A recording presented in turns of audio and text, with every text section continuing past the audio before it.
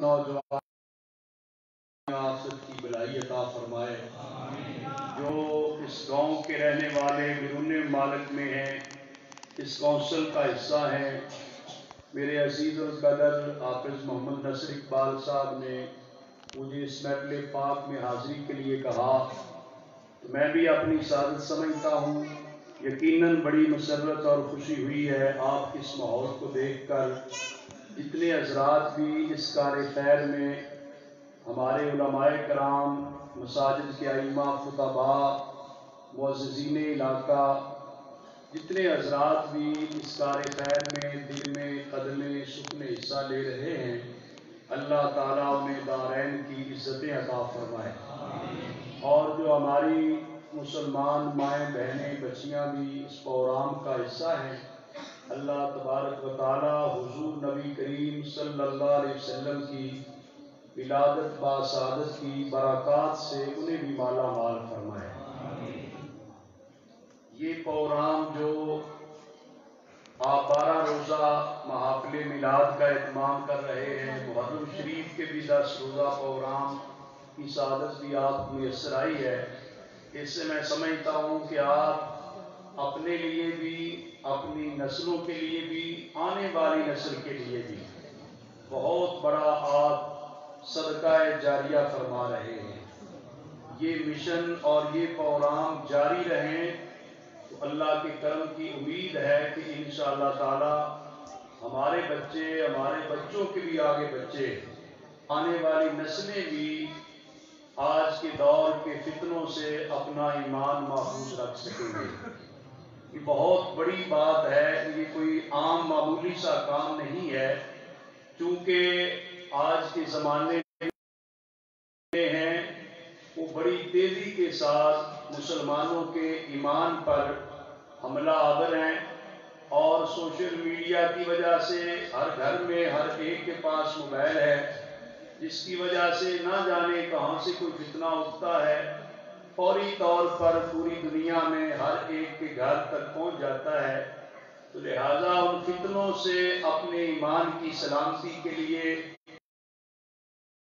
حفاظت کے لیے، اپنے عقیدے اور مسلک کو سمجھنے کے لیے ضروری ہے کہ ایسی محافل کا، ایسی تقریبات کا اہتمام کیا جائے۔ تو میں تو یقین جانے بڑا خوش ہوا ان ماؤں پر بھی جنہوں نے ایسے بچے جنے، اولاد پیدا کی جو حضور صلی اللہ علیہ وسلم کے میلاد کے لیے محنت کر رہی ہے، کوشش کر رہی ہے۔ وہ ماں باپ بڑے خوش نصیب ہیں جن کی اولاد آج اللہ تعالیٰ اور اللہ کے رسول صلی اللہ علیہ وسلم کے ذکر کے لیے تگ و دو کرتے ہیں، کوشش کرتے ہیں۔ اللہ تبارک و تعالیٰ سب کو برکات سے مالا مال فرمائے۔ اور یہ میں سمجھتا ہوں اگر دیکھا جائے تو حضور نبی رحمت صلی اللہ علیہ وسلم کی بدولت جو انسانیت پر، مخلوق پر اللہ تعالیٰ کا کرم ہے، جو ہم پر اللہ تعالیٰ کا فضل ہے، اس فضل اور کرم کا بھی تقاضا تھا کہ ہم نبی کریم صلی اللہ علیہ وسلم کی آمد کا جشن منائیں۔ حضور علیہ السلام ہمیں کسی لمحے بھی بھولے نہیں ہیں۔ حضور علیہ السلام کی تشریف آوری ہوئی تو آپ نے پیدا ہوتے ہی جو رب کے حضور عرض کیا وہ رب حبلی امتی تھا۔ اے میرے رب میری امت پہ رحم فرمانا، میری امت کو بخشنا، میری امت پہ کرم کرنا۔ پہلے سجدے میں بھی حضور نے ہمیں یاد رکھا ہے، اور پھر ساری زندگی حضور علیہ السلام جو تعلیمات دیتے رہے، جو ارشادات فرماتے رہے، وہ بھی ہماری نجات کے لیے، ہماری کامیابی کے لیے، ہماری بھلائی کے لیے۔ اور پھر حضرت فضل بن عباس رضی اللہ عنہ فرماتے ہیں کہ آقا حضور علیہ السلام کے وصال مبارک کے بعد جب آپ کو قبر انور میں رکھا گیا، وہ فرماتے ہیں میں شخص تھا جو قبر میں اتر کر حضور علیہ السلام کو قبر انور میں رکھ رہا تھا، اس وقت بھی آقا حضور علیہ السلام کی لبہائے مبارکہ حرکت کر رہے تھے تو میں نے کان قریب کر کے سنا تو حضور علیہ السلام اس وقت بھی یہی کہہ رہے تھے، اے میرے رب میری امت پہ رحم فرما۔ تو جو حضور ہمیں نہیں بھولے ہمیں بھی پھر حضور کو بھولنا نہیں چاہیے۔ حضرت امام اہل سنت امام احمد رضا بریلوی رحمۃ اللہ علیہ فرماتے ہیں، جو نہ بھولا ہم غریبوں کو رضا، جو نہ بھولا ہم غریبوں کو رضا، یاد اس کی اپنی عادت کیجیے، اپنی عادت بنا لیں ان کا ذکر مبارک کرنے کی، ان کے حسن و جمال کا ذکر، ان کے اوصاف و کمالات کا ذکر۔ نبی کریم صلی اللہ علیہ وسلم نہ دنیا میں ہمیں بھولے نہ آقا حضور کی آمد کے دن ہمیں بھولیں گے۔ اس محبت کا بھی تقاضا تھا کہ جو نبی اتنا مہربان ہے، اتنا کرم فرمانے والا ہے، ان کی آمد پر تو خوشی بنتی ہے۔ جس نبی کو پھر رب تعالیٰ نے رحمت للعالمین بنایا ہے، جس نبی کو سارے جہانوں کے لیے، ساری کائنات کے ذرے ذرے کے لیے، سارے جہانوں کے ایک ایک فرد کے لیے حضور کو اللہ تعالیٰ نے رحمت بنا کر بھیجا، تو ان کی رحمت کا تقاضا ہے کہ ہم بھی ان سے پیار کریں، ان کے کرم کا تقاضا ہے ہم بھی ان کے چرچے کریں، ان کی محبت کا دم بھریں۔ اللہ تعالیٰ نے قرآن مجید میں فرمایا، وَمَا أَرْسَلْنَاكَ إِلَّا رَحْمَةً لِّلْعَالَمِينَ، اے پیارے حبیب ہم نے تو آپ کو سارے جہانوں کے لیے رحمت بنا کر بھیجا۔ رحمت کے معنی میں علامہ سید محمود آلوسی رحمۃ اللہ علیہ تفسیر روح المعانی میں فرماتے ہیں، حضور سارے جہانوں کے لیے رحمت ہیں۔ اس کا مطلب کیا ہے؟ یہ آیت آپ پڑھتے ہوں گے، سنتے ہوں گے، ترجمہ بھی جانتے ہوں گے، لیکن جو قرآن میں غوطہ زن ہو کر قرآن کے معانی مطالب کو سمجھتے ہیں، جو قرآن کے ماہرین ہوتے ہیں، مفسرین کرام ہوتے ہیں، وہ اس کا مطلب بیان کرتے فرماتے ہیں، حضور علیہ السلام سارے جہانوں کے لیے رحمت ہیں، تو اس کا ایک مطلب تو یہ بنتا ہے انہو باسطۃ الفیض الالہی علی الممکنات علی حسب القوابل، کہ ساری کائنات پر اللہ کا جو کرم ہوا، ساری کائنات پہ اللہ تعالیٰ کی جو مہربانی بھی ہوئی ہے، وہ حضور علیہ السلام کے واسطے اور وسیلے سے ہوئی۔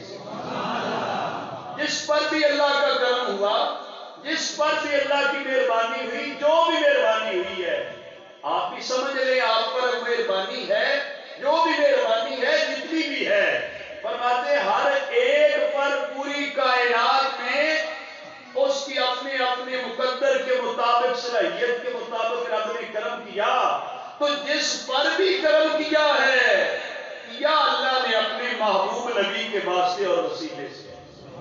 یہ معنی ہے رحمت للعالمین کا۔ اور دوسرا معنی بیان کر کے وہ فرماتے ہیں، وہ یشترک الجمیع فی انہ علیہ السلام سبب لوجودہم، فرماتے ہیں کہ حضور سارے جہانوں کے لیے رحمت ہے۔ اس کا مطلب یہ بنتا ہے کہ ساری کائنات کو جو وجود ملا اس کا سبب اور ذریعہ حضور کی ذات بنی ہے۔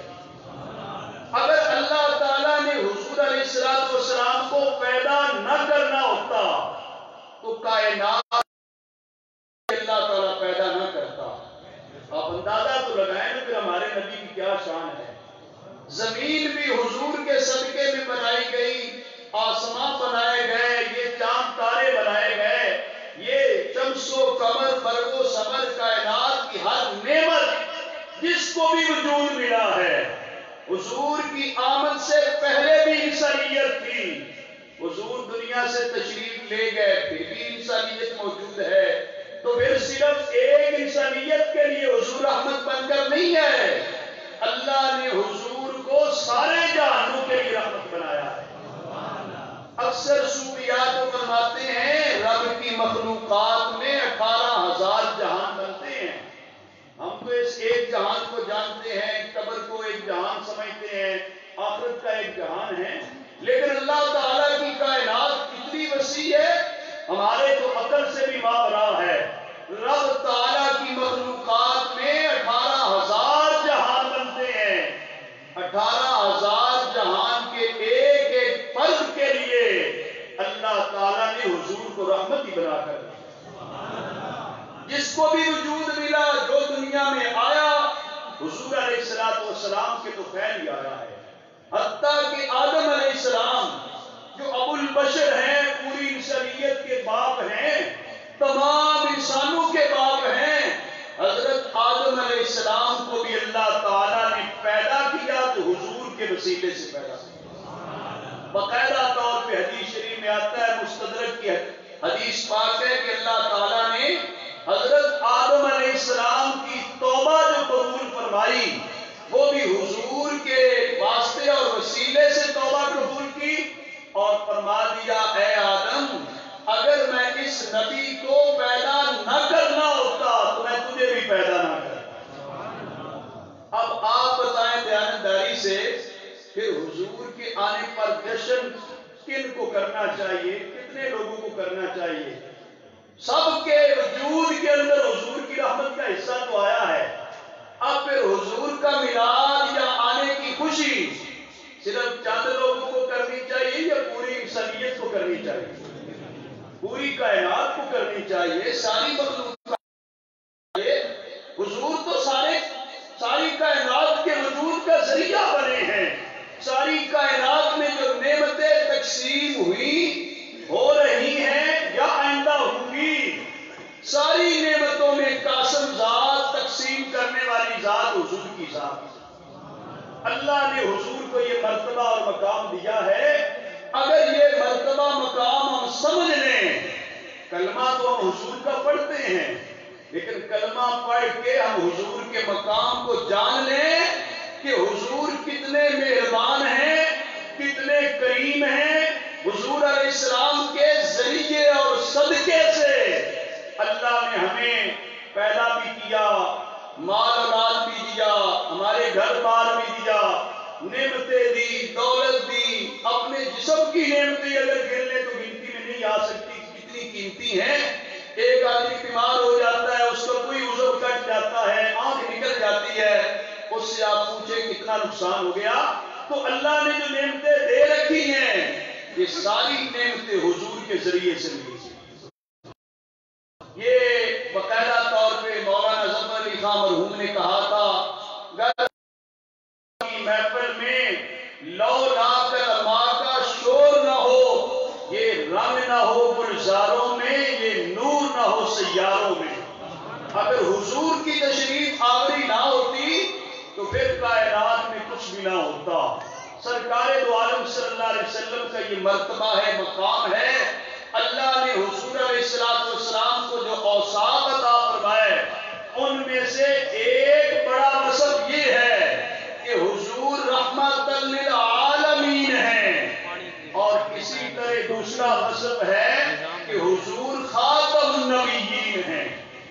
یہ دو اوصاف آپ کی ذات گرامی میں باقی اوصاف سے بھی زیادہ نمایاں نظر آتے ہیں کہ ایک تو حضور رحمت للعالمین ہے، دوسرے حضور خاتم النبیین ہیں، اور کوئی نبی رسول بھی اس مرتبے اور مقام تک پہنچا۔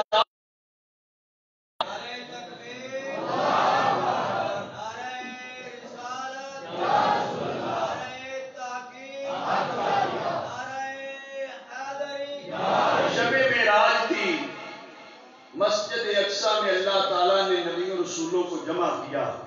حضور علیہ السلام تشریف لے گئے، انہوں نے استقبال کیا، پھر مصلی پہ حضور تشریف فرما اور سب کو آپ نے امامت فرمائی۔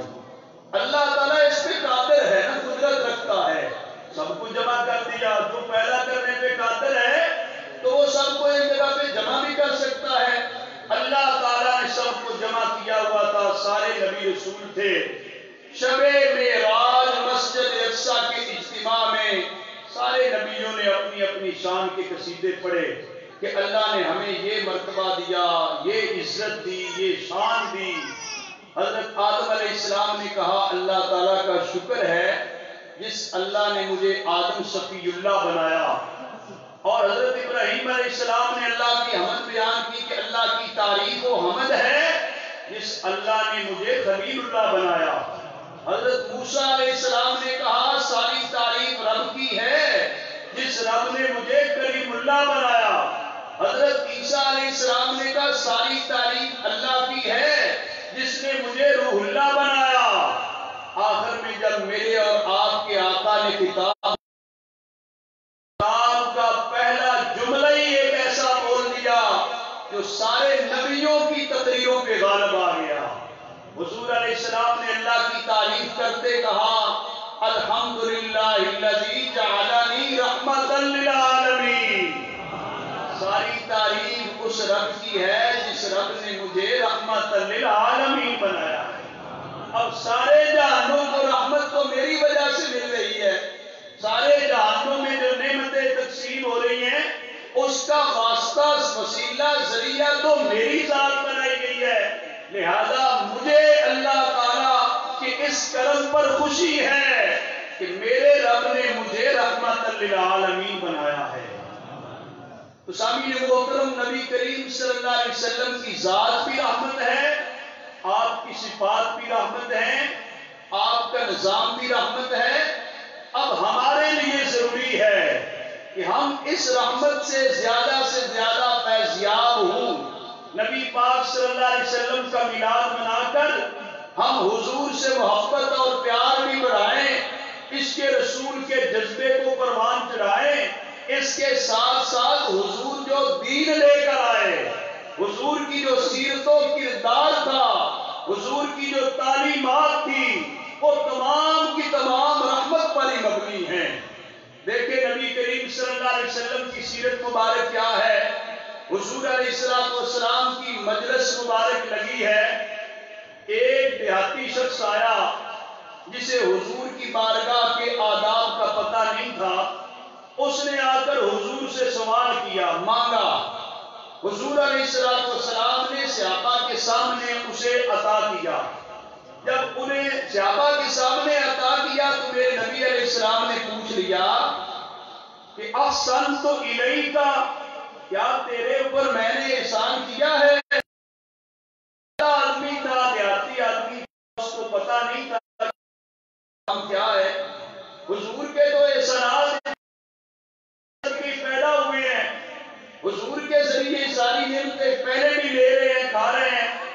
اس نے انکار کر دیا، اس نے کہا لا، آپ نے میرے اوپر کوئی احسان نہیں کیا، معاذ اللہ۔ صحابہ کرام برہم ہو گئے، غصے میں آ گئے کہ نبی پاک صلی اللہ علیہ وسلم نے ہمارے سامنے اس کو دیا ہے، عطا کیا ہے، یہ انکار کر رہا ہے، یہ بڑا عجیب آدمی ہے۔ صحابہ کرام اٹھ کھڑے ہوئے، اس کو مارنے، پاک صلی اللہ علیہ وسلم کے احسان کا منکر ہے۔ حضور علیہ السلام نے اشارہ کیا صحابہ کرام کو، ٹھہر جاؤ، کوئی بھی اسے مارے نہیں، کچھ نہ کہے۔ حدیث شریف میں آتا ہے نبی کریم صلی اللہ علیہ وسلم اس ساتے دیہاتی آدمی کو دوبارہ اپنے گھر لے گئے، اپنے گھر لے جا کر علیحدگی میں اسے اور عطا کیا۔ سیرت، کردار سے ہم نے بھی سمجھنا ہے کہ ہمارا کردار کیا ہونا چاہیے، ہم لوگوں کے ساتھ کیسے پیش آتے ہیں۔ نبی کریم صلی اللہ علیہ وسلم گھر لے گئے، علیحدگی میں اسے اور عطا فرمایا، اور پھر اسے کہا کہ کیا میں نے تیرے اوپر احسان کیا ہے؟ وہ کہتا ہے جی ہاں، آپ نے بڑا احسان کیا ہے۔ حضور علیہ السلام نے فرمایا میں نے تو احسان صحابہ کی مجلس میں بھی تیرے اوپر کیا تھا، تو نے۔ پھر نبی پاک صلی اللہ علیہ وسلم نے صحابہ، بڑا قابل غور ہے، سب کے لیے پیغام ہے میراث شریف کی محفل کا۔ حضور علیہ السلام نے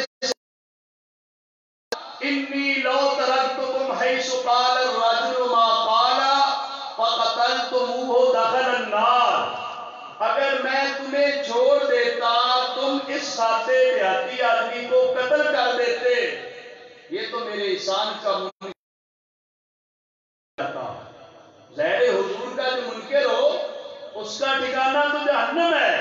حضور نے فرمایا میں تمہیں چھوڑ دیتا، تم اسے مارنے لگے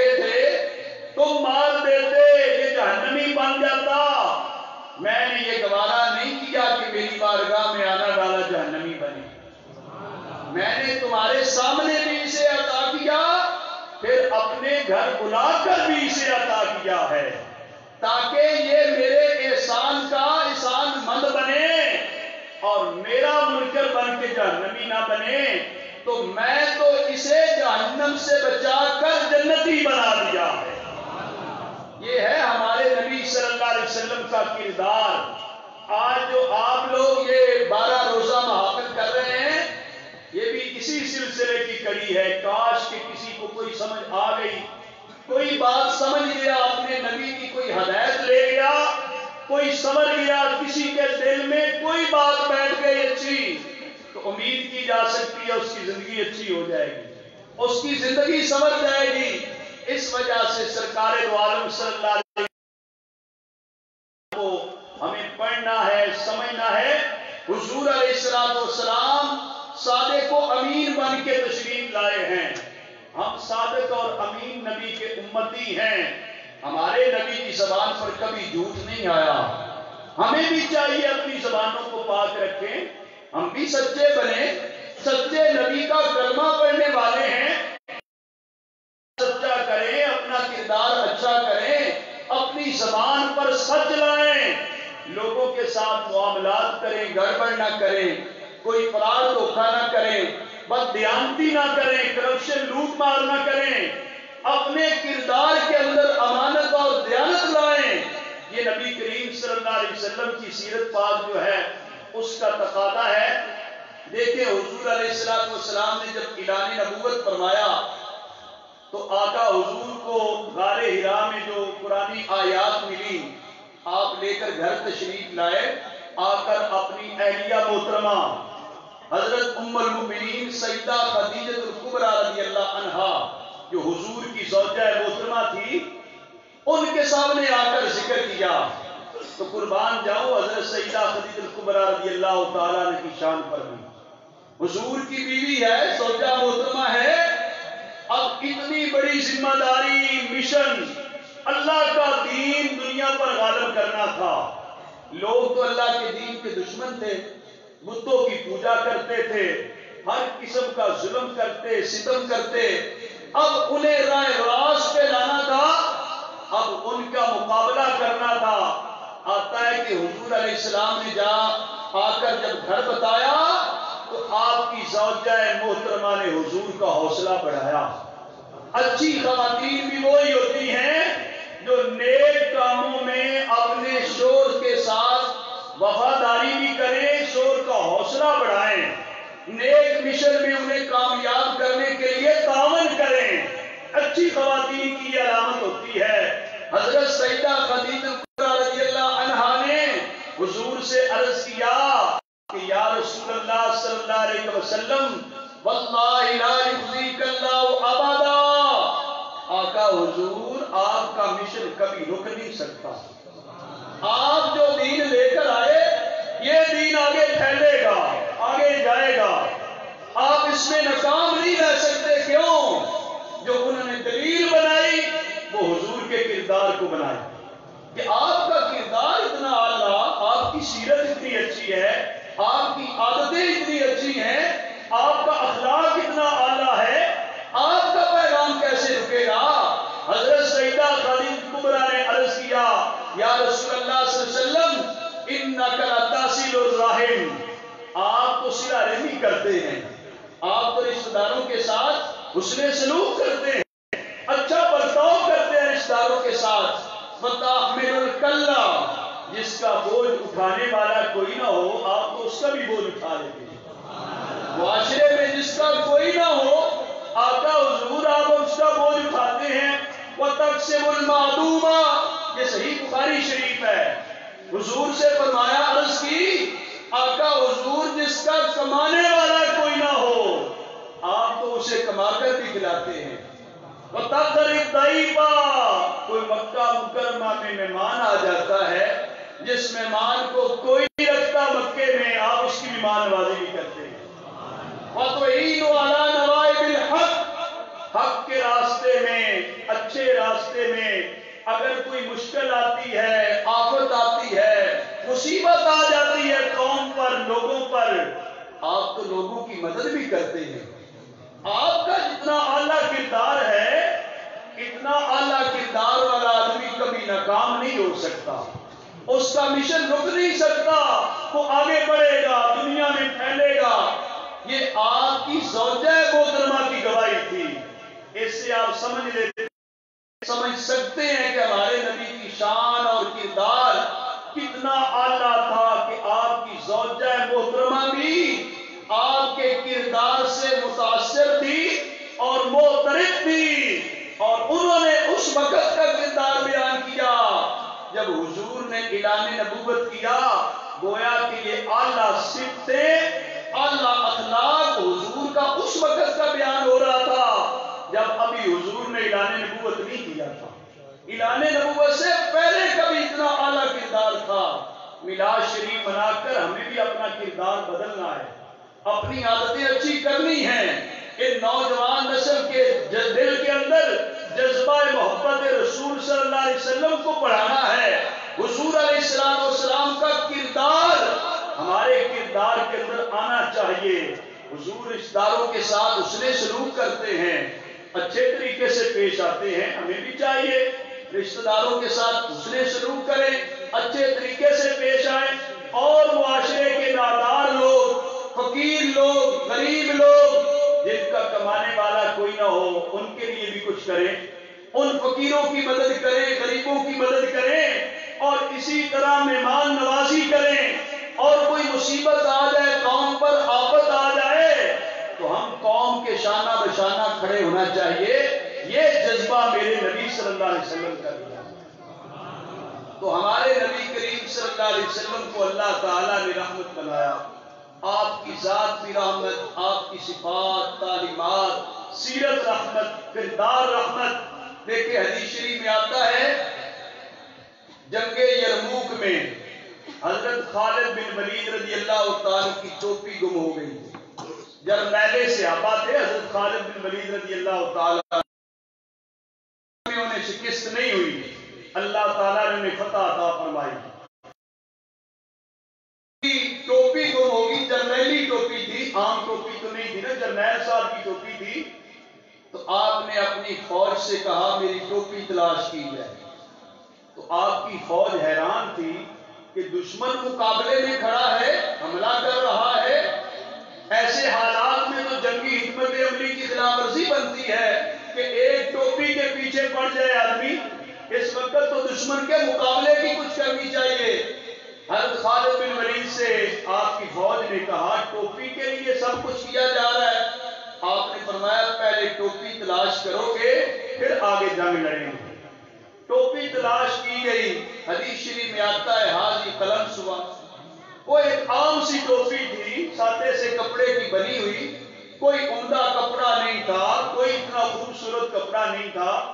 صحابہ کرام کو بڑا تعجب ہوا اپنے جرنیل صاحب کی پالیسی پر۔ انہوں نے کہا کہ آپ اس ٹوپی کے لیے پوری فوج کو داؤ پہ لگا دیا، دشمن کے حملے کی پرواہ نہ کی۔ حضرت خالد بن ولید نے جو جذبہ دیا تھا، کاش کہ آج ہمارے بچے میں وہ جذبہ آئے۔ آپ نے فرمایا تم تو صرف اس ٹوپی کو دیکھ رہے ہو، میں ٹوپی کے اندر ایک قیمتی دولت چھپا کے رکھی ہے، میری نگاہ اس قیمتی دولت اور سرمایہ کو دیکھ رہی ہے۔ وہ کون سی قیمتی دولت ہے؟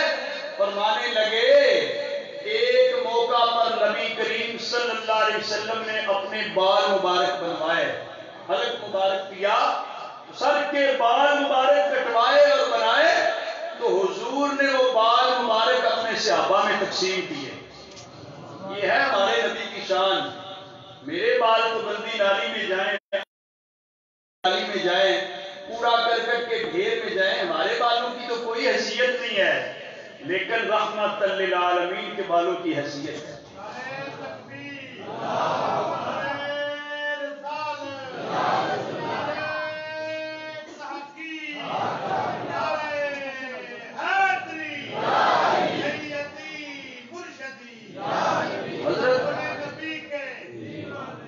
حضرت خالد بن ولید رضی اللہ تعالیٰ فرمایا توجہ کریں، یہ بات قابل غور ہے۔ آج بھی امت مسلمہ کو مسائل ہیں، مشکلات ہیں، لیکن آج بھی ہماری مشکلات دور ہو سکتی ہیں اگر ہم اپنے نبی کے وفادار بن جائیں۔ حضرت خالد بن ولید نے فرمایا حضور کے بال مبارک جو اگلے حصے کے تھے، سر مبارک کے وہ چند بال میرے حصے میں آئے، میں نے زندگی کی قیمتی دولت سمجھ کر، قیمتی سرمایہ سمجھ کر جب جرنیلی ٹوپی بنوائی نا، اس ٹوپی میں نے بال رکھ لی۔ فرماتے ہیں بھئی حاصل کیا ہوا؟ لم اشہد قتالا وہی معی الا رزقت النصر۔ آپ نے فرمایا حضور کے بال مبارک والی ٹوپی پہن کر میں جس میدان جنگ میں اترا ہوں، اللہ نے حضور کے بالوں کی برکت سے مجھے فتح عطا کی۔ میری فتح اور کامیابی کا سرٹیفکیٹ حضور کے ہیں، جنہیں میں نے ٹوپی میں سمو کے رکھا، محفوظ رکھا۔ یہ ٹوپی پہن کے جس میدان جنگ میں گیا، رب نے حضور کے بالوں کی بھی قدر کی ہے، حضور کی ذات بھی رحمت ہے، حضور کا ایک ایک بال بھی رحمت ہے۔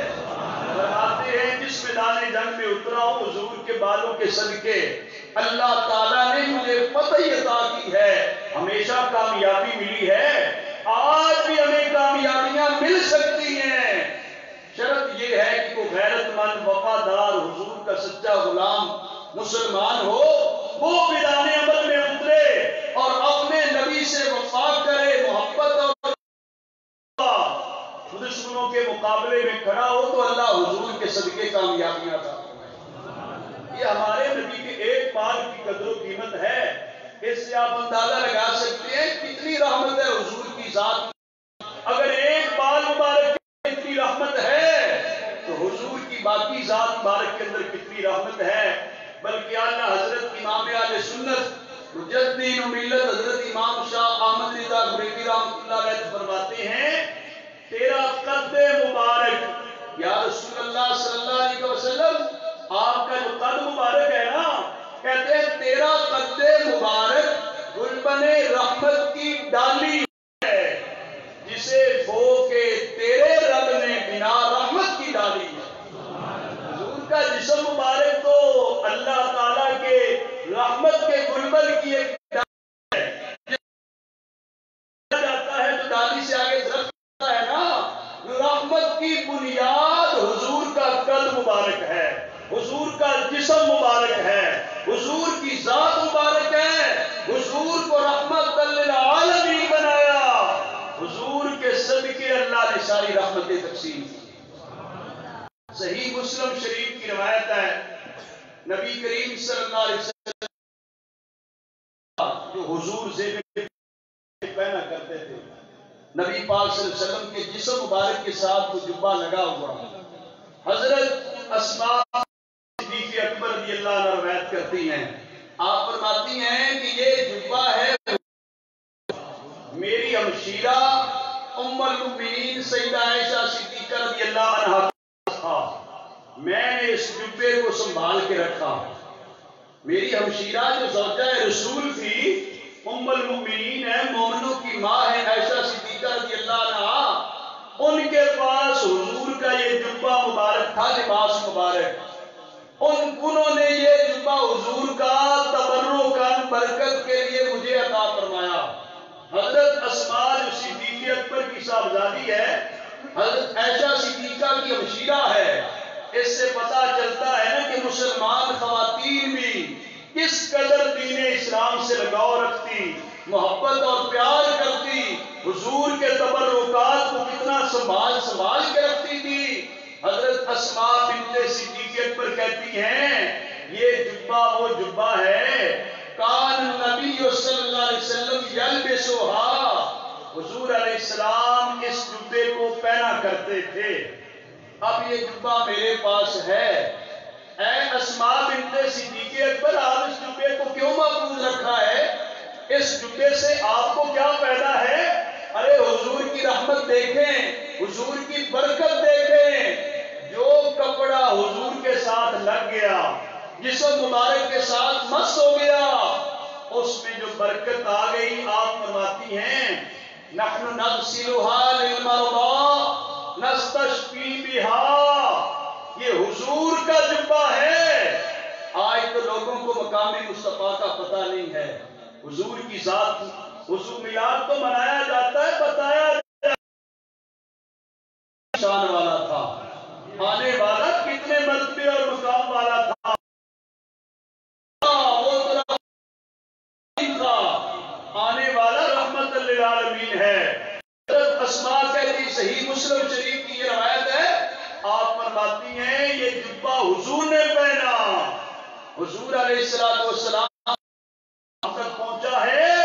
ہم صحابہ کیا کرتے ہیں، اس جبے میں دھو دے لیتے ہیں، جو پانی اس جبے کے ساتھ لگ جاتا ہے اس پانی کو ہم جمع کر کے رکھ لیتے ہیں، دنیا کا کوئی بیمار بھی آ جائے، یہ متبرک پانی جو حضور کے جبہ مبارکہ سے لگا ہوتا ہے اس مریض کو پلا دیتے ہیں، اللہ تعالیٰ شفا عطا فرماتا ہے۔ یہ ہے ہمارے نبی کی شان رحمت۔ اب تو معاذ اللہ لوگ نہ جانے کیا کچھ کہیں گے، لیکن میں تو قرآن کے بعد جو مستند کتاب ہے، بخاری شریف، مسلم شریف، صحیح مسلم شریف کی یہ روایت ہے، اور ایک صرف حضرت اسماء کا عمل نہیں ہے، حضرت اسماء رضی اللہ عنہ کے پاس تو یہ جبہ تھا، فرماتی نحن نغسلها، ہم سب صحابہ کا یہ عمل ہے، صحابہ کا عقیدہ ہے جو اہل سنت و جماعت کے پاس ہے، اس عقیدے کو آپ سنبھال کے رکھیں۔ اگر یہ عقیدہ ایمان نہ رہا تو پھر کسی عمل کی بھی کوئی حیثیت نہیں ہے، پھر نمازوں کی بھی کوئی حیثیت نہیں ہے، حج بیت اللہ کی کوئی حیثیت نہیں ہے۔ یہ ساری عبادات اس وقت قابل قبول ٹھہرتی ہیں جب بندہ مومن کا اپنے نبی سے پیار اور محبت ہو، حضور سے وفا کرتا ہے تو وفا کے نتیجے میں اللہ تعالیٰ اس کی عبادات کو قبول کرتا ہے۔ تو حضرت اسماء کہتی ہیں ہم سارے صحابہ کا کیا کرتے ہیں، اس جبے کو دھو لیتے ہیں، جو پانی اس جبے کے ساتھ لگ جاتا ہے، کیونکہ یہ جبہ جسم مصطفیٰ سے لگا ہے، حضور کے مبارک منور معطر جسم سے لگا ہے، لہذا اس جبے میں رب نے وہ برکتیں اور رحمتیں ڈال دی ہیں، اس کے ساتھ جو پانی کا قطرہ لگ جائے وہ پلاتے ہیں، بیمار کو رب تعالیٰ شفا دے دے۔ یہ ہمارے نبی کی شان ہے، اس عقیدے ایمان کو سنبھالنا ہے۔ اور پھر دیکھیں نبی پاک صلی اللہ علیہ وسلم کا ہمارے ساتھ پیار کتنا ہے۔ حدیث شریف میں آتا ہے، حضور علیہ السلام فرماتے ہیں کہ رب تعالیٰ نے مجھے اختیار دیا، اے پیارے محبوب تو آپ کی آدھی امت کو جنت میں داخل کر دیں گے، دے دیتے ہیں، سفارش کا اختیار دے دیتے ہیں، آپ جس جس کو دیں گے۔ جامع ترمذی شریف کے اندر ہے، مشکاہ شریف کے اندر ہے، حدیث پاک کی کتنی کتابوں میں یہ حدیث پاک ہے۔ لوگ جو کہتے ہیں معاذ اللہ ہم جیسے ہیں، ہمارے پاس بھی کوئی اختیار ہے، حضور کا اختیار دیکھو، رب نے آفر کی، پیشکش اللہ نے کی ہے، اپنے محبوب سے کی ہے نا، حضور کا مرتبہ ہے، مقام ہے، حضور رب تعالیٰ کے محبوب ہے، حبیب ہیں، پیارے ہیں، رب نے فرمایا محبوب چاہے آدھی امت کو بخش دیں گے بغیر حساب کے، اگر تو چاہتا ہے تو تجھے اختیار دے دیتے ہیں شفاعت کا، سفارش کا، تو جس جس کی سفارش کرے گا اس کو ہم بخش دیں گے۔ حدیث شریف میں آتا ہے میرے آقا علیہ السلام فرماتے ہیں فَتَرْكُ الشَّفَاعَ، میں نے یہ گوارا نہیں کیا کہ میری آدھی امت جنت میں جائے تو آدھی جہنم میں جائے، حضور فرماتے ہیں میں نے کہا رب تعالیٰ مجھے شفاعت عطا کر دے، میں شفاعت کو لے لیتا ہوں۔ آگے حضور نے جو جملہ بولا بڑا پیارا جملہ ہے، سارے جملے پیارے ہیں، حضور نے فرمایا ترون للمتقین، اے لوگوں تم یہ سمجھتے ہو میں نے شفاعت کو اس لیے لیا تاکہ اپنی امت کے جو متقی پرہیزگار لوگ ہیں ان کو میں بخشوا کر جنت میں لے جاؤں؟ حضور فرماتے ہیں لا، نہیں، اس لیے میں نے شفاعت کو نہیں لیا میری امت کے نیکوکار پرہیزگار لوگ تو ویسے ہی اللہ کے کرم سے جنت میں جائیں گے. وَلَٰكِنَّهَا لِلْمُجْرِمِينَ الْخَطَّائِينَ الْمُتَلَوِّثِينَ. حضور فرماتے ہیں میں نے شفاعت کو اس لیے لے لیا کہ نیکوکار تو جنت میں ویسے ہی چلے جائیں گے، میری امت کے گناہگار بدکار سیاہکار لوگ جو ہیں قیامت کے دن میں ان کی بھی سفارش کر کے انہیں بھی جنت میں داخل کروں. یہ ہے ہمارے نبی کا ہمارے ساتھ پیار. ہم حضور کی کتنی سیرت پہ عمل کرتے ہیں، حضور کی تعلیمات سنت پہ عمل کرتے ہیں، وہ ایک سوالیہ نشان ہے. وہ ہمیں اپنے گریبان میں جھانکنا چاہیے کہ ہم حضور کے لیے کیا کرتے ہیں. حضور تو ہمارے لیے رو رو کے دعائیں کرتے رہے، اختیار دیا چاہے تو آدھی امت بخشوا لے.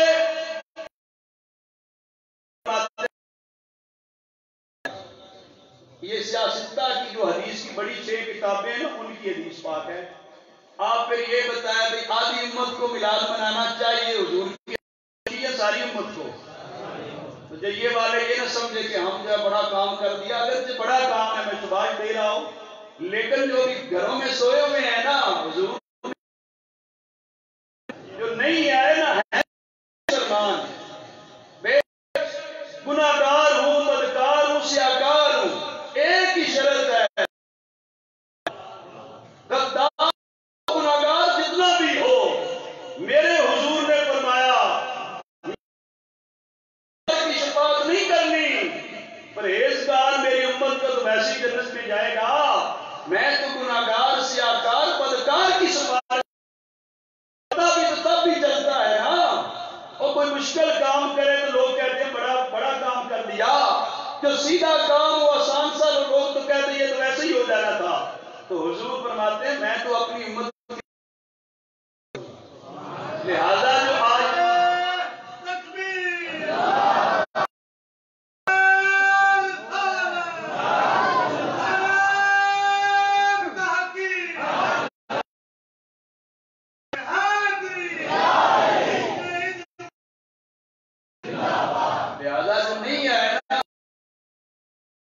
ضرور کہ حضور ہمارے لیے بھی رحمت ہے، تیرے لیے بھی رحمت ہے.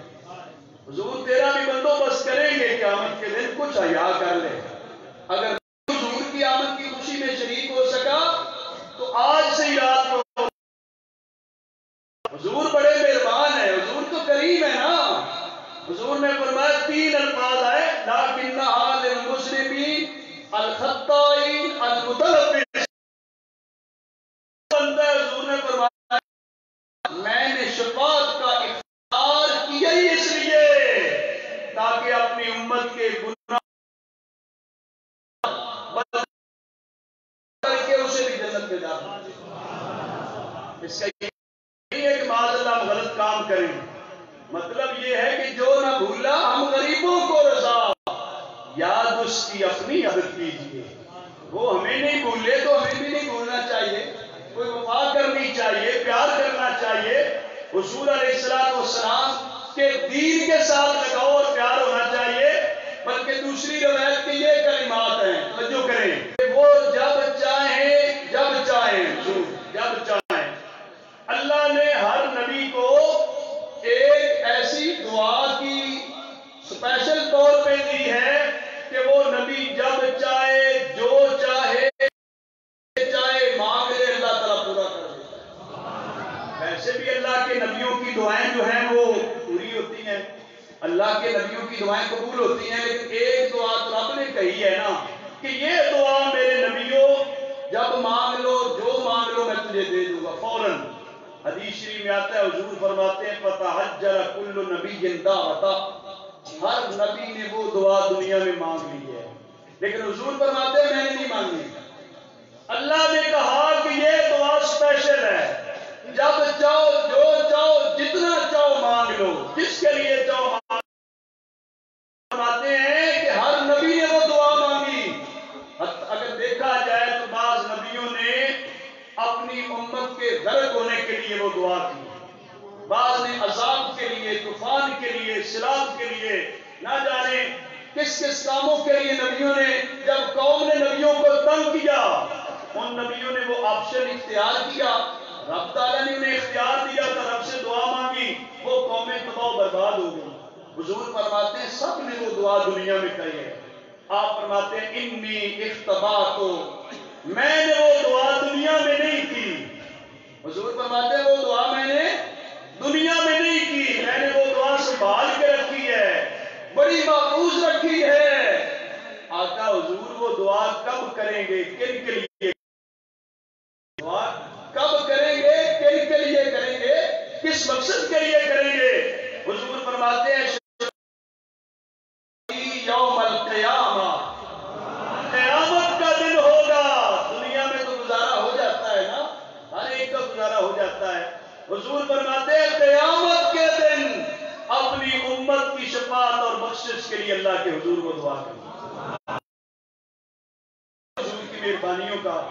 تب بھی تو میرے امام اہل سنت نے فرمایا، حضرت امام احمد اللہ بریلوی رحمۃ اللہ علیہ قیامت کے دن کا پورا نقشہ پیش کیا اپنی نعتیہ شعری۔ آپ فرماتے ہیں پیش حق مجدہ شفاعت کا جائیں گے۔ پیش حق کا مطلب ہے اللہ کی بارگاہ میں، پیش حق مجدہ شفاعت کا سناتے جائیں گے، خود وہ روتے جائیں گے، ہم کو ہنساتے جائیں گے۔ اللہ حضرت فرماتے ہیں دل نکل جانے کی جا ہے، آنکھوں سے وہ ہم پیاسوں کے کیا بہاتے جائیں گے۔ کہتے ہیں دل کو حضور ہمارے لیے اتنا کریں گے، پر خاک استادو، قیامت کے دن کہا جائے گا کہ جو زمین پہ گرے پڑے ہو نا، کہ ہمارا کوئی نہیں، زمین پہ گرے ہوئے لوگوں، خاک استادو، بس ان کے آنے ہی کی دیر ہے، خود وہ گر کے سجدے میں ہم، یہ حدیث پاک کا ترجمہ ہے، ترجمہ خود وہ گر کے سجدے میں ہم کو اٹھاتے جائیں گے۔ دی ہیں وسعتیں خدا نے دامن محبوب کو، جرم کھلتے جائیں گے، پاتے جائیں گے۔ آپ فرماتے ہیں کچھ فقیروں، قیامت کے دن میں پوچھوں گا لوگوں سے کچھ خبر بھی ہے فقیروں، آج وہ دن ہے کہ وہ نعمت خلد اپنے صدقے میں لٹاتے جائیں گے۔ فقیروں پریشان نہ ہو، آج جو جنت ملے گی نا حضور اپنے صدقے میں دیں گے۔ آگے فرماتے ہیں جب حضور اتنا کرم کریں گے قیامت کریں گے، ہم ایک بار جشن میلاد نہیں کریں گے، ایک سال بھی نہیں کریں گے، 12 روزہ بھی نہیں، زندگی بھر کرتے رہیں گے، حشر تک ڈالیں گے ہم پیدائش مولا کی دھوم، مثل فارس نظر کے قلعے گراتے جائیں گے، خاک ہو جائیں جل کر رسوم، مگر ہم دم میں جب تک دم ہے ذکر ان کا سناتے جائیں گے۔ دشمن میں اس سے کوئی سروکار نہیں، آپ مہربان ہیں تو ہم بھی پھر قیامت تک جشن میلاد مناتے رہیں گے، حشر تک، قیامت تک حضور کا جشن میلاد مناتے رہیں گے۔ یہ حضور کی کرم ہے۔ دیکھیں حدیث شریف میں آتا ہے، سرکار دو عالم صلی اللہ علیہ وسلم فرماتے ہیں، جیسے کبریٰ میں بھی یہ حدیث پاک موجود ہے کہ جب قیامت کا حضور فرماتے ہیں آدم علیہ السلام کے لیے ایک سبز کبا سٹیج بنایا ہوگا۔ آدم علیہ السلام سارے انسانوں کے باپ ہیں نا، آپ پر تشریف فرما ہوں گے، دیکھ رہے ہوں امت فرشتے جا رہے ہوں گے۔ حدیث شریف میں آتا ہے حضور فرماتے ہیں آدم علیہ السلام مجھے پکار کر بلائیں، پیارے محمد دیکھیں وہ جہنم کی طرف لے جا رہے ہیں۔ پتہ چلتا ہے کہ آدم علیہ السلام کہ دیکھو اولاد سے ہیں، ان کی کیا شان ہے۔ فرماتے ہیں ہم سے کہوں گا لبیک یا ابا البشر، اے ساری انسانیت کے باپ، میں حاضر ہوں. تو آدم علیہ السلام جب دکھائیں گے وہ بتائیں گے. حضور علیہ السلام فرماتے ہیں ملائکہ میں ان فرشتوں کے پیچھے دوڑ پڑوں گا جو فرشتے میرے امتی کو پکڑ کے جہنم کی طرف لے جا رہے ہیں. آپ اندازہ کریں حضور کی شان. اور بڑا بندہ دوڑے تو بڑا عجیب سا لگتا ہے پھر حشر کے میدان میں، لیکن حضور رحمت للعالمین ہیں. حضور بڑے مہربان ہیں. حضور فرماتے ہیں میں اپنے امتی کو چھڑانے کے لیے، جہنم سے بچانے کے لیے دوڑ پڑوں گا. فرشتوں سے کہوں گا یا رسل ربی کفو، اے میرے رب کے فرشتوں ٹھہر جاؤ ٹھہر جاؤ. فرشتے عرض کریں گے ہمیں تو رب کا حکم ہے اس بندے کو جہنم پہنچانا ہے. حدیث شریف میں آتا ہے حضور کہ میں اپنی داڑھی کو پکڑ کے رب تعالیٰ کے عرش کی طرف چہرہ اٹھا کر میں عرض کروں گا رب قد وعدتنی اللہ تخزیانی، اے میرے رب تو نے میرے ساتھ وعدہ کر رکھا تھا کہ تو مجھے رسوا نہیں کرے گا، تو مجھے ناکام نہیں کرے گا، تیرا میرے ساتھ وعدہ. اب یہ فرشتے میری بات بھی نہیں سن رہے. آتا ہے کہ رب تعالیٰ حکم دے گا اس بندے کو لے کے واپس آؤ، محبوب کی بات سنو، جو میرا محبوب کہتا ہے وہ کرو. حدیث شریف میں آتا ہے حضور علیہ السلام فرماتے ہیں میرے پاس جب فرشتے اس کو لے کے آئیں گے سامنے اعمال کو لے جائیں دوبارہ وزن کیا جائے. کیا قیامت کے دن کا جو ترازو ہوگا یہ آج کے دکانداروں کے ترازو کی طرح ہوگا؟ آج ڈنڈی ماری جا سکتی ہے. قیامت کا میزان تو میزان عدل ہے، عدل و انصاف کا ترازو ہے، تو رب تعالیٰ کا ترازو ہے. اس پہ پہلے اعمال چنے ہوئے تھے، اس کو جہنم کی طرف فرشتے لے جا رہے تھے، اب دوبارہ اعمال تولنے کا کہا گیا. جب سامنے تولے جائیں گے حضور فرماتے ہیں میں اپنی جیب سے بطاقۃ بیضاء ایک وائٹ کارڈ سفید کارڈ اپنی جیب سے نکالوں گا. سفید کارڈ جیب سے نکال کے اپنے امتی کے نیکیوں والے پردے پہ رکھ دوں گا. میرے امتی کا نیکیوں والا پردہ بھاری ہو جائے گا. یہ ہے میرے نبی کی شان. اعلان کر دیں گے فرشتے یہ تو جنتی بن گیا، اس بندے کو جنت پہنچانا چاہیے. جب جنت والے فرشتے لے جانا چاہیں گے تو وہ کہے گا ٹھہر جاؤ، مجھے حسن و جمال کے پیکر اتنے خوبصورت ذات میں ان کا تعارف تو کرنے نہیں، یہ کون ہیں؟ انہوں نے اتنی مہربانی کی، مجھے واپس پلٹایا بھی، اعمال دوبارہ تولنے کا کہا، پھر اپنی جیب سے سفید کاغذ نکالا، نیکیوں والے پردے پہ رکھا ہے تو وہ بھاری ہو گیا. تو مجھے ان کا تو تعارف کرنے دے. حضور کہتے ہیں میرا وہ امتی جب مجھ سے پوچھے گا من انتا، آپ کون ہیں اتنے خوبصورت اتنے مہربان کرم کرنے والے؟ حضور فرماتے ہیں میں جواب دوں گا انا نبیوں کا محمد صلی اللہ علیہ وسلم، میں تیرا نبی محمد صلی اللہ علیہ وسلم ہوں. هذه صلاتك التي كنت تصلي علیہ، یہ جو سفید کارڈ میں نے تیرے نیکیوں والے پردے پہ رکھا ہے نا، یہ تیرا وہ درود شریف ہے جو دنیا کی زندگی میں میری بارگاہ میں بھیجا کرتا. یہ ہے درود شریف کی برکتیں. میں تو یہاں حدیث پاک بیان کر کے کہتا ہوں پہلے اعمال ہو چکے وزن، لیکن کچھ اسپیشل کوٹا بھی ہوتا ہے. رب محبوب کے درود کو اسپیشل کوٹا دیا. حضور علیہ السلام نے دوبارہ درود شریف کی برکت سے اس کے نیکیوں والے پردے پہ وہ رکھا تو اللہ نے انہیں نجات دی ہے. اس سے پتہ چلتا ہے درود شریف کتنی برکتوں والا ہے.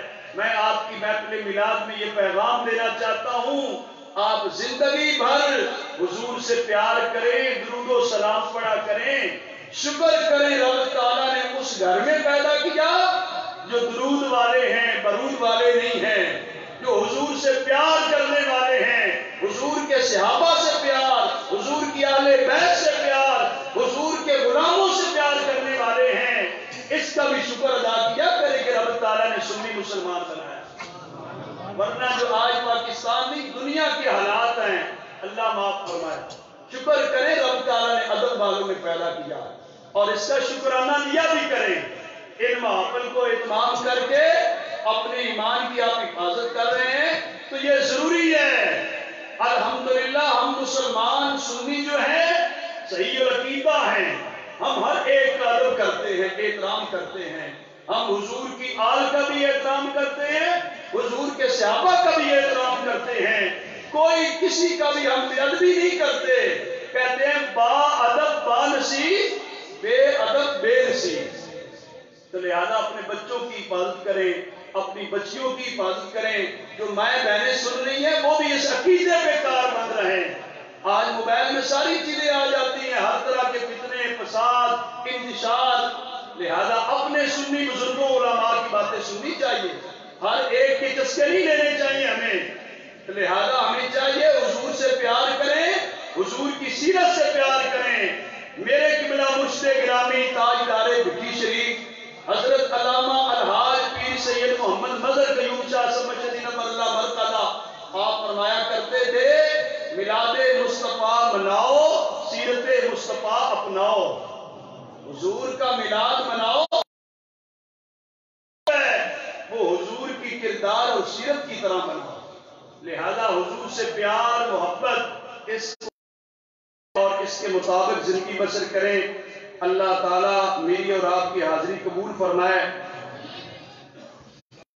اور اس میں آخر میں یہ بھی پیغام دوں گا، یقین جانیں بہت اچھا آپ کا انتظام ہے اور میں شکریہ ادا کرتا ہوں. میں نہ ہی مقرر ہوں جس طرح کو عوام کے لیے زیادہ دلچسپی کا باعث بنے، لیکن آپ نے جتنی توجہ دھیان سے سنا اس کا بھی ایک شکریہ ہے.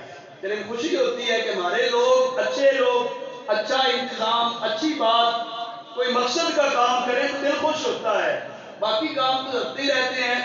اس کے ساتھ یہ بھی عرض کروں گا کہ آپ کے یہ جو کمیٹی ہے ماشاءاللہ کام کر رہی ہے، ان کو میں داد تحسین دیتا ہوں.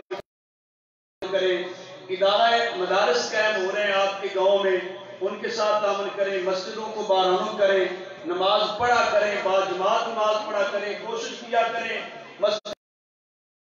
یہ بندے کی زندگی سنورنے کے، زندگی بدلنے کے مواقع ہوتے ہیں. تو آپ اگر اپنی مسجدیں آباد رکھیں گے، اپنے نسل کو، اولاد کو، بچوں کو بھی اپنے ساتھ مسجد میں لائیں گے، اپنے علماء کی تقریریں بیانات سنائیں گے، امید کی جاتی ہے کہ انشاءاللہ تعالیٰ ان کا ایمان بچ جائے گا. آپ ان کو کوٹھی بنا دینا، گاڑی بڑی لے دے، یہ کوئی احسان نہیں آپ نے کیا. حدیث شریف میں آتا ہے والدین اگر اپنی اولاد کو اچھا تحفہ، اچھا گفٹ دینا چاہتے ہیں تو ان کی اچھی تربیت کریں. اچھی تربیت ان کے لیے بھی ضروری ہے. ماں باپ دنیا سے چلے جائیں گے ان کے لیے بھی فائدے مند ہے. لوگ کہیں گے اچھے ماں باپ کا بیٹا تربیت کر کے اچھے ماں باپ کی کریں تاکہ آگے آپ کی اولاد آپ کے لیے صدقہ جاریہ بنے. ایک سوال پوچھا گیا ہے کہ کیا مردوں اور عورتوں کو چاہیے؟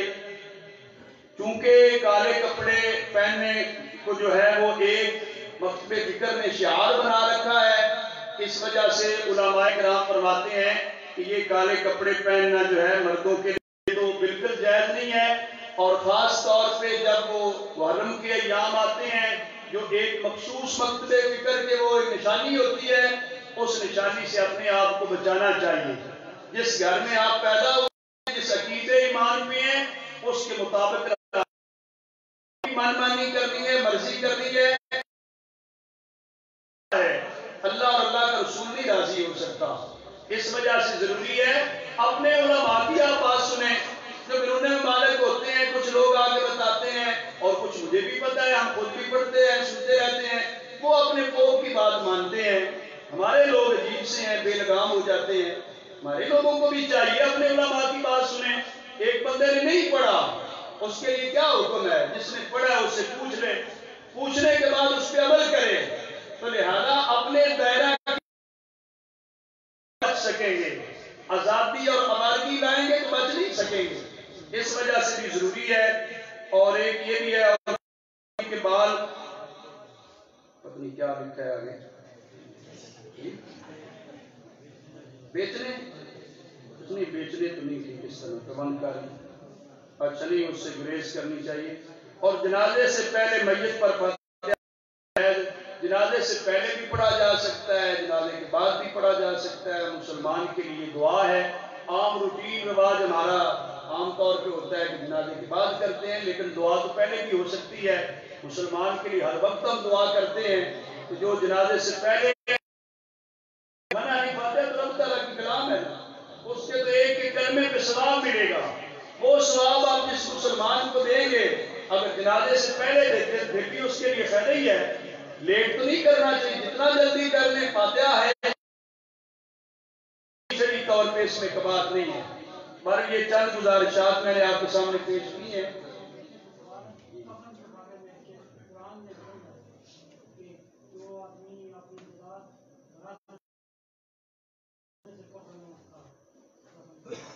ایک تو قرآن مجید میں کوئی نہیں ہے کہ اس کی اپنی جائیداد سے کفن پہنایا جائے. کوئی بھی مسلمان کفن پہنا سکتا ہے.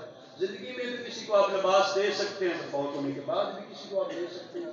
شریعت کی روشنی میں کوئی منع نہیں ہے. باقی بات رہ گئی کہ ویسے آداب میں ہوتا ہے کہ اس کی جائیداد میں اس کے جنازے کا، کفن کا، دفن کا، قبر کا انتظام پہلے کیا جاتا ہے، بعد میں باقی جائیداد تقسیم ہوتی ہے. تو وہ یہ مسئلہ ہے کہ اس کی جائیداد سے کفن دفن کا انتظام کیا جائے. لیکن اگر کوئی مسلمان دوسرے مسلمان بھائی کے لیے کفن لے آتا ہے، اپنی محبت میں پہنا دیتا ہے، تو وہ اس کو بھی ثواب ہوگا جس نے پہنایا ہے. اس میں کوئی وہ یہ ہے کہ اگر وہ واجب فرض سمجھے نا کہ عورت کے میکے لے کے آئے وہی صرف پہنائیں گے باقی نہیں پہنائیں گے، یہ تو ٹھیک نہیں ہے. لیکن ویسے عورت کے میکے پہناتے ہیں تو پہنا سکتے ہیں، اس میں کوئی حرج نہیں ہے، وہ تو پہنایا جا سکتا ہے. کوئی بھی مسلمان رشتہ دار نہیں بھی ہے، وہ اگر کہے کہ فلاں بندے کو میں کفن دوں گا وہ دے سکتا ہے، اس میں کیا ممانعت ہے. حضرت ایک سوال ہے کہ بچہ سانس نہیں لیتا دنیا پہ چلا جاتا ہے، سنا علماء سے کہ فطرت انسانیت یا اسلامیہ پر وہ پیدا ہوتا ہے، اس کے لیے فاتحہ کیا حکم ہے؟ بعد میں فاتحہ پڑھا جا سکتا ہے یا نہیں پڑھا جا سکتا؟ بچے نے دنیا میں سانس نہیں، جس بچے کے پیدا ہوتے وقت اس کی زندگی کا ثبوت مل جائے نا، وہ چیخا ہے، چلایا ہے، کوئی بھی علامت نشانی ہے جس سے پتہ چل جائے کہ وہ دنیا میں زندہ آیا ہے، اس کا جنازہ بھی ہوتا ہے، اس کے لیے باقی لوازمات بھی ہوتے ہیں. اگر اس کی زندگی ہے، زندہ پیدا نہیں ہوا، مردہ پیدا ہوا ہے، اس کے لیے جنازہ، کفن دفن باقی یہ چیزیں اس کے لیے نہیں ہوتی. اس کو ایک عام کپڑے میں لپیٹ کے دفن کر دیا جاتا ہے، اس کا جنازہ وغیرہ دعا اس طرح نہیں.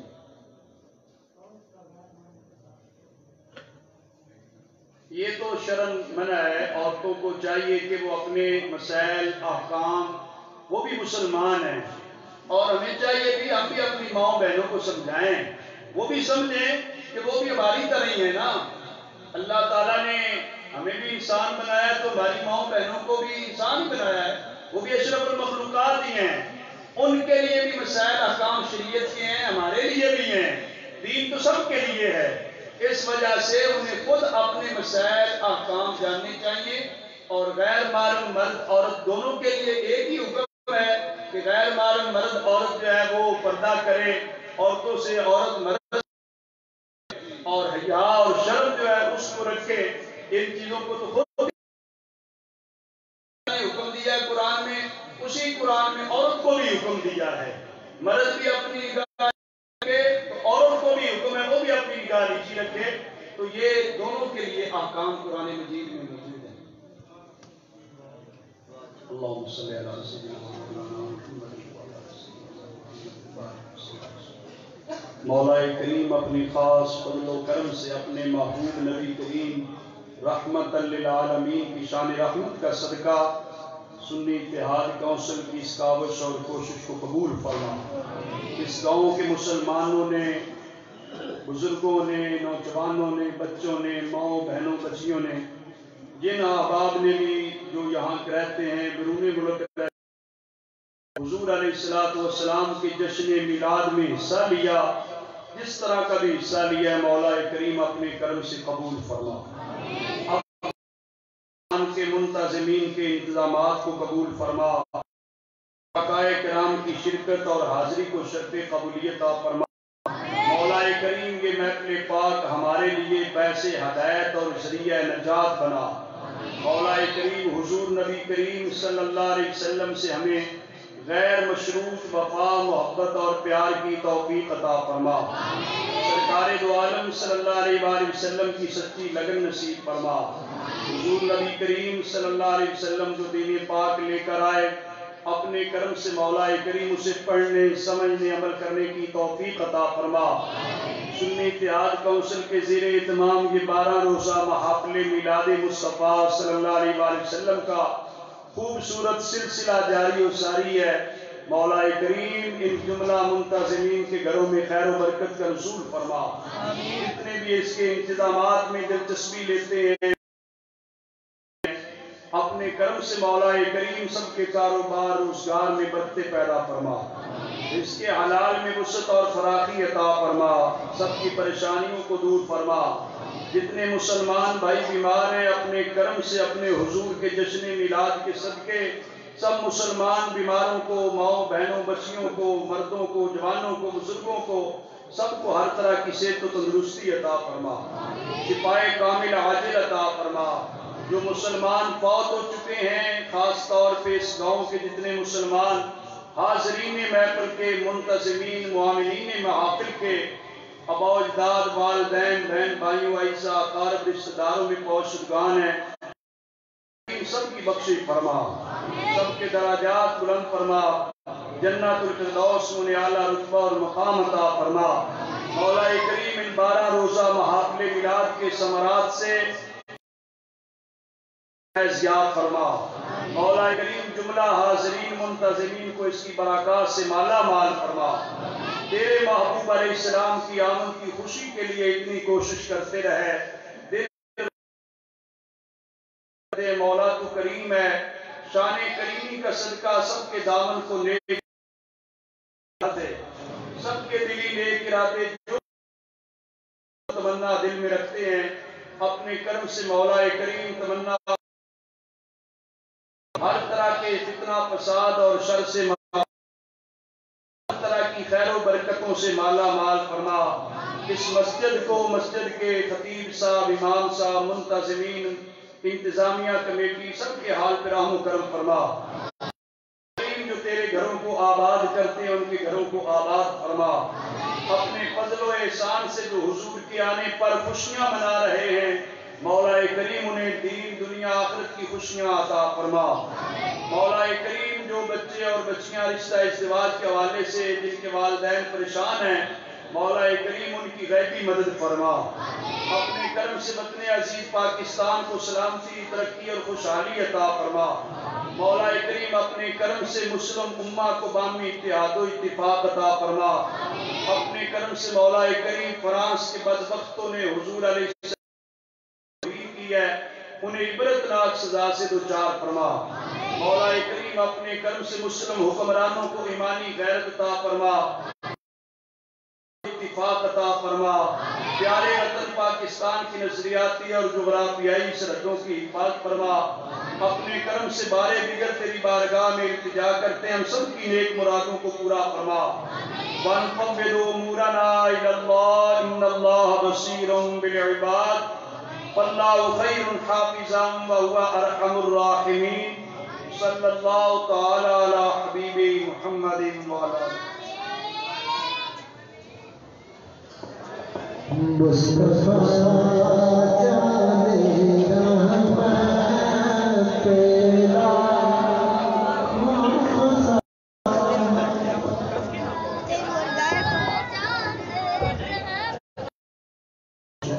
بسم اللہ الرحمن